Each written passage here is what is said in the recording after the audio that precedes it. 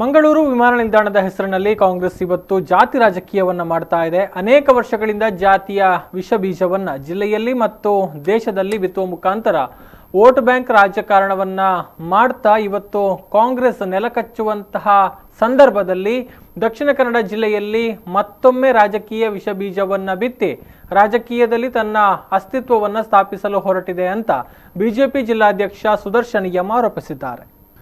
ಮಂಗಳೂರಿನ ಬಿಜೆಪಿ ಕಚೇರಿಯಲ್ಲಿ ಸುದ್ದಿಗೋಷ್ಠಿ ನಡೆಸಿ ಅವರು ಮಾತನಾಡಿದರು. ಇವತ್ತು ಏರ್ಪೋರ್ಟ್ ಖಾಸಗೀಕರಣದ ಬಗ್ಗೆ ಕಾಂಗ್ರೆಸ್ ನಾಯಕರು ಮಾತನಾಡ್ತಾ ಇದ್ದಾರೆ.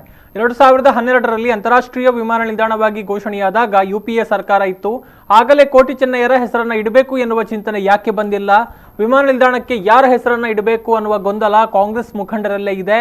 ಒಟ್ಟು ಜಿಲ್ಲೆಯಲ್ಲಿ ಜಾತಿಯ ವಿಷಬೀಜವನ್ನ ಬಿತ್ತುವ ಮುಖಾಂತರ ಅರಾಜಕತೆಯನ್ನ ಸೃಷ್ಟಿ ಮಾಡುವ ದುಸ್ಸಾಹಸಕ್ಕೆ ಇವತ್ತು ಕಾಂಗ್ರೆಸ್ ಇಳಿದಿದೆ ಅಂತ ಹೇಳಿದರು. ಸುದ್ದಿಗೋಷ್ಠಿಯಲ್ಲಿ ಬಿಜೆಪಿ ಮುಖಂಡರಾದ ಜಗದೀಶ್ ಶೇಣವ, ರಣದೀಪ್ ಕಾಂಚನ್, ಈಶ್ವರ್ ಕಟೀಲ್, ರಾಧಾಕೃಷ್ಣ, ರವಿಶಂಕರ್ ಮಿಜಾರ್ ಉಪಸ್ಥಿತರಿದ್ದರು. ಇವತ್ತು ಮಂಗಳೂರು ವಿಮಾನ ನಿಲ್ದಾಣದ ಹೆಸರಿನಲ್ಲಿ ಜಾತಿ ರಾಜಕೀಯವನ್ನ ಇವತ್ತು ಕಾಂಗ್ರೆಸ್ ನಮ್ಮ ಜಿಲ್ಲೆಯಲ್ಲಿ ಮಾಡ್ತಾ ಇದೆ.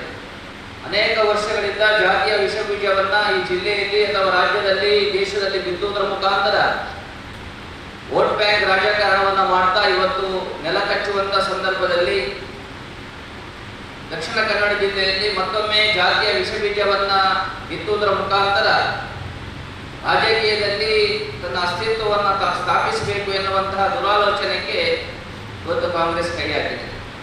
ಮಂಗಳೂರು ವಿಮಾನ ನಿಲ್ದಾಣ 2012ನೇ ಇಸವಿಯಲ್ಲಿ ಅದು ಅಂತಾರಾಷ್ಟ್ರೀಯ ವಿಮಾನ ನಿಲ್ದಾಣವಾಗಿ ಘೋಷಣೆ ಆದಂತಹ ಸಂದರ್ಭದಲ್ಲಿ ಯುಪಿಎ ಸರ್ಕಾರ ಇತ್ತು, ಅವರದೇ ಸರ್ಕಾರ ಇತ್ತು.